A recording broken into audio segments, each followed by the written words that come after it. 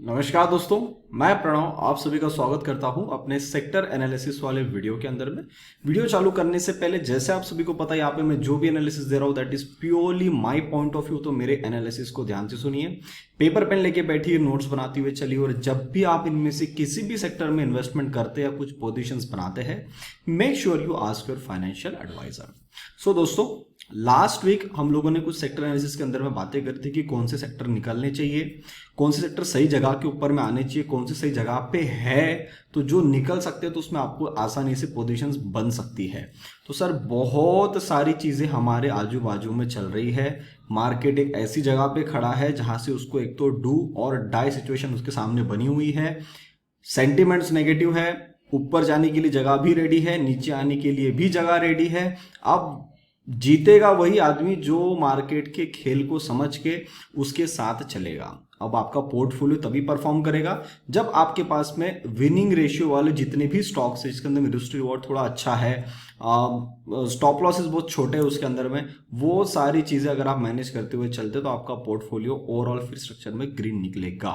तो अब हम आते हैं सेक्टर्स के अंदर में और देखते कौन से सेक्टर सही जगह पे खड़े हैं, किसके अंदर में थोड़ी करेक्शन पेंडिंग है, आ सकते हैं तो किस लेवल तक आ सकते हैं, नहीं आएंगे तो कितने दूर निकलेंगे, उसके बारे में बात कर लेते हैं। तो सर सबसे पहले आपके सामने आ रहा है ऑटो सेक्टर। ऑटो सेक्टर के बाद जब भी अभी यहाँ से फॉल बना था, हम लोगों ने डिस्कशन किया था, तब से ऑलमोस्ट 3 हफ्ते हो गए इसी रेंज के अंदर में काम कर रहा है। पूरा साइडवेज है, कुछ भी नया काम इसने नहीं किया है। अभी जिस जगह पे खड़ा है मेरे हिसाब से इसकी करेक्शन यहाँ तक जो भी इसने बनाई थी ये पूरी करेक्शन इसने यहाँ पे खत्म कर दी है। एक बार देख ले इसने कितनी करेक्शन किया है। इस जगह से आप मोटा मोटी पकड़ लोगे इसने 38.2% की करेक्शन पूरी कर दिया है। ठीक है, तो ऑटो के अंदर में वैसे भी अगर मैं देखता हूं तो ये परफॉर्मेंस बहुत तगड़ी आई थी। 14,000 के आसपास में इसका टारगेट बना हुआ है। अब अगर यहां से फॉल ज्यादा नहीं बना, मान लेते हैं कि निफ्टी यहां से अब नहीं गिरने वाला, तो सर क्या ऑटो यहां से निकल जाएगा? बिल्कुल निकल सकता है। ऑटो यहां से अपनी नई जर्नी चालू कर देगा टिल 14,000 के आसपास में, क्योंकि यहाँ पे करेक्शन चल रही है, इसमें डरने वाली कोई बात नहीं है। सर कौन से लेवल के नीचे अगर प्राइस आती है तो हमको डरना चाहिए कि यार यहाँ पे अब थोड़ा व्यू खराब हो रहा है। अब मैं आपको बता रहा हूँ, अगर किसी कारण से निफ्टी 17,000 के नीचे जाता है, उसके नीचे आके काम करना शुरू करता है, उसी कंडीशन में सर फिर ये अपने 20 का जो 200 का जो मूविंग एवरेज है 11,900 यहाँ पे आने की कोशिश करेगा। मोटा मोटी आप 12,000 ले लो, 11,900 नहीं लेते हम, 12,000 लेके चलिए, रेड लाइन के आसपास इसी रेंज के आसपास आने की फिर ये कोशिश करेगा। उस कंडीशन में क्या होगा, फिर अभी जो यहाँ पे करेक्शन चल रही थोड़ी एक्सटेंड हो जाएगी, उतनी फास्ट फिर इसकी रिकवरी आएगी। सैंपल दिखाऊं, सैंपल में देखो यहाँ पे करेक्शन चली, आई, 2 दिन टच करके पूरी रिकवरी, सेम फंडा फिर यहाँ पे बनेगा। तो अभी आपको ऑब्जर्व करना है, निकलने देना है 12,800 के ऊपर में, तो जाके आपको ऑटो में थोड़ी अच्छी मूवमेंट मिलेगी। एनर्जी की बात करते हैं। एनर्जी सेक्टर में जैसे हम लोगों ने लास्ट टाइम भी डिस्कशन किया था, जितना ज़्यादा इसके अंदर में ये क्लोजिंग देगा उतना ज़्यादा इस पे प्रेशर बढ़ेगा, फिर इस लोअर रेंज पे आएगा। अब आप देखो सर, आप इसकी स्मार्ट क्लोजिंग देखो किस प्रकार से क्लोजिंग देता है। इस लेवल के नीचे 2 दिन क्लोजिंग दिया, अगले दिन फॉलोअप आ जाना चाहिए, फॉलोअप कैंसल, फिर ऊपर की जर्नी किया, फिर सेल किया, सेल ऑफ दिया तो एक क्लोजिंग आई, 2 दिन यहाँ पे होल्ड किया, फिर अभी एक क्लोजिंग आई थी, सेकंड क्लोजिंग आके उसका फॉलोअप आने ही वाला था कि आज वापस इसने रिकवरी कर दिया। तो इसी रेंज पे देखो क्या स्मार्ट तरीके से काम कर रहा है यहाँ पे। तो एनर्जी भी अभी तक ठीक है, क्योंकि यहां से अब अगर करेक्शन बढ़ती है तो सर फिर ये बड़ी करेक्शन जाएगी। इसके लिए आपको वीकली का चार्ट देखना पड़े। वीकली कैंडल देखो आप, वीकली में पिछले 3 हफ्तों से मतलब दो हफ्ते मेजरली इसने करेक्शन दिया, अब यहाँ पे होल्ड किया हुआ है, इनसाइड कैंडल फॉर्मेशन यहाँ बना रहा है। तो मान लो अगर जब तक इसके ऊपर में निकलते नहीं 26,200, तब तक ज्यादा खुश होने की जरूरत नहीं है निफ्टी एनर्जी सेक्टर के अंदर में। तो अभी फिलहाल वो सही जगह पे है, यहां से बाउंस लेना चाहता है लेगा, अगर नहीं लेने की इच्छा है तो सर इसी जगह से फिर ये टाइम पास करते करते इस लोअर रेंज के आसपास में आ जाएगा ये निफ्टी एनर्जी और अपना काम करना शुरू कर देगा। निफ्टी आईटी, अब निफ्टी आईटी की बात देखो, हम लोगों ने क्या डिस्कशन किया था, 1 बार आ गया, 2 बार आ गया, तीसरी बार आ चुका है, 3 बार तक मैं किसी भी सपोर्ट की वैल्यू रखता हूं एज पर माई टेक्निकल एनालिसिस, एज पर माई चार्ट रीडिंग। चौथी बार अगर आया तो सारी चीजें खराब हो जाएगी। अब देखो जब हम लोगों ने डिस्कशन किया था ये कैंडल बनी थी, ये कैंडल बनी थी, इस जगह पे हमारा था कि 3 बार तो हो गया है, अब अगर वापस है तो सीधा यहां पे मारेगा। देखो आप इस लेवल पे आया नहीं, यहां से ऊपर है, ऊपर है, हम वेट करेंगे, हम कोई भी जल्दीबाजी नहीं करेंगे इसके अंदर में कि हम एकदम एग्रेसिव पोजीशन में, थोड़ी बहुत क्वांटिटी बना लो। जैसे मैंने लास्ट टाइम भी आपको बोला था 1 लाख रुपए है आईटी में डालने के लिए, 20-25,000 डाल दो, बाकी 75,000 कैश में बैठे रहो, कोई दिक्कत नहीं है। ऊपर निकलेगा तब हम उसको महंगे में ले लेंगे, 2-5% महंगे लेंगे चलेगा, पर टेंशन फ्री काम करेंगे। फार्मा अच्छे रेंज के बाहर निकला था, फॉल्स ब्रेकआउट देके वापस अंदर आ गया है, तो फार्मा अभी तक ठीक है, कुछ नया एसेट मुझे लग नहीं रहा है। जब तक, अब देखो इसके वापस से लेवल इंपॉर्टेंट जो बन रही है वो 13,100 बन रही है। जब तक इसके ऊपर में आके वापस से 2 दिन की क्लोजिंग नहीं देता है तब तक आपको इसमें नया काम चालू होता हुआ नहीं मिलेगा। और मैं आपको बताऊं, अगर ये किसी कारण से 13,500 के ऊपर में नहीं जा पाया सर, ये इसी जगह से लुढ़क के नीचे मारेगा। फिर ये जो लो बना है ना 11,700, इसके भी नीचे जाएगा। आपको इसका वीकली चार्ट दिखाऊं, वीकली चार्ट में आपको समझ में आएगा। ये देखो कितना भयंकर सेल ऑफ बना हुआ है। अब ये देखो यहाँ से एक रैली बनी, सेल ऑफ बना, ये 3 दिन बने, अब वापस यहाँ पे एक फॉल्स ब्रेकआउट देके नीचे लाया हुआ है। तो अब ये पुल बैक का जो है ये करेक्शन यहाँ पे कर रहा है, वेट करेंगे अबाउ 13,500।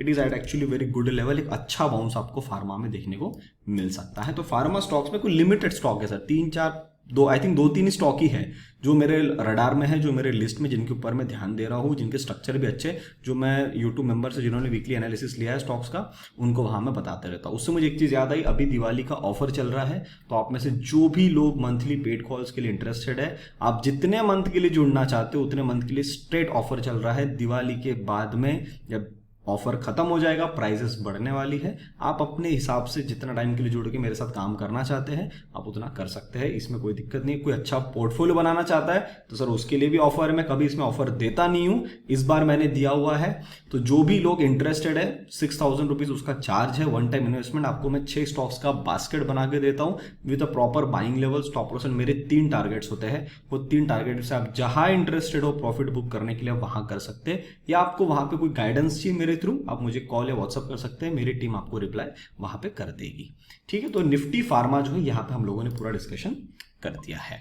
नेक्स्ट पीएसयू बैंक अगर हम देखते हैं, बहुत अच्छी रैली बनाई सर, निकालने की कोशिश। अभी आप देखो कितना अच्छा कैंडल बनाया इसने आज, मतलब आप पकड़ लो, जो इसने करेक्शन किया था फ्रॉम 26 सितंबर, सर आज अकेली कैंडल ने सब खत्म कर दिया है। तो अभी भी कुछ ज्यादा खराब, मतलब ज्यादा अच्छा काम नहीं हुआ है। जब तक इसके ऊपर पे क्लोजिंग नहीं आती 3065 के ऊपर में, तब तक कोई भी एग्रेसिव काम आपको नहीं करना है।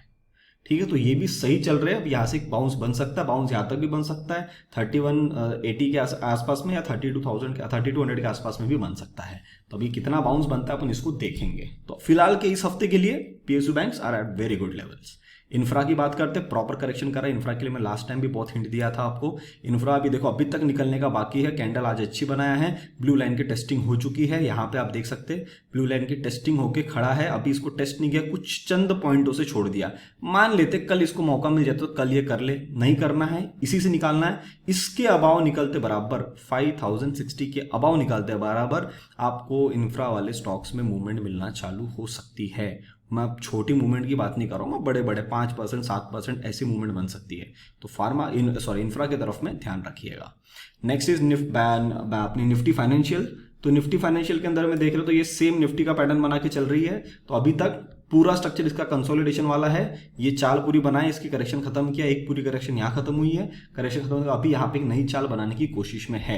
नई चाल अगर इसको चालू करनी है तो सर इसको आना पड़ेगा 18,070 के ऊपर में। अगर 18,070 के ऊपर में आ जाती है तो सर इसमें एक बड़ा बाउंस बन सकता है, जो आपको एक बार यहाँ तक अराउंड 18,500 के आसपास में लेके जा सकता है। तो ये भी स्ट्रक्चर अच्छा है, इसमें कुछ बियरिश सेंटीमेंट्स मुझे कहीं नहीं दिख रहे। Chart it is very very strong. Next is the Nifty realty. Nifty realty की हम जैसे लास्ट टाइम बात करी थी 61% के आसपास में काम कर रहा है। एक बार यहाँ पे देखेंगे अभी भी लेवल टच होना बाकी है। आज कोशिश किया, मान लो आज नहीं तो कल कर ले, यहाँ पे आके 410 के नीचे 2 दिन क्लोजिंग नहीं आनी चाहिए। 410 को टच करो, बाउंस ले लो, ये दिन भर वहीं पे काम करो, अगले दिन खुल के ऊपर ले लो, कुछ भी चलता है। अभी भी ये सही जगह पे इंटैक्ट है, इसके नीचे जाएगा तो फिर टेंशन बढ़ेगी। फिर क्या करना पड़ेगा आपको मालूम है, ये जो इसने पूरी करेक्शन किया ना, इसमें फिर डेंट लगना चालू होगा। तो ये वाली चाल पूरी खत्म हो जाएगी तो फिर ये इसके लोअर लेवल पे आएगा 360 के आसपास में। वो मैं नहीं चाह रहा हूं। अगर ऐसा होता है तो फिर हमको भी क्या, जो रियलिटी वाले स्टॉक है उनमें भी हमको फिर वो कि 5% 7% प्रॉफिट लेके बाहर निकलना पड़ेगा। तो अगर वो मार्केट चाहता है तो सर हम देख लेंगे, इसके नीचे आ जाएगा, हमको निकलना पड़ेगा, वहां पे जबरदस्ती तो कर नहीं सकते। पर मैं चाह रहा हूं ऐसा ना हो तो सर उसके लिए 410 के नीचे 2 दिन क्लोजिंग नहीं चाहिए। नहीं आती है, इसी जगह से कल परसों वेडनेसडे थर्सडे फ्राइडे कभी भी ले लेता ऊपर में, कोई दिक्कत नहीं सर, बिल्कुल आप सही जा रहे हैं।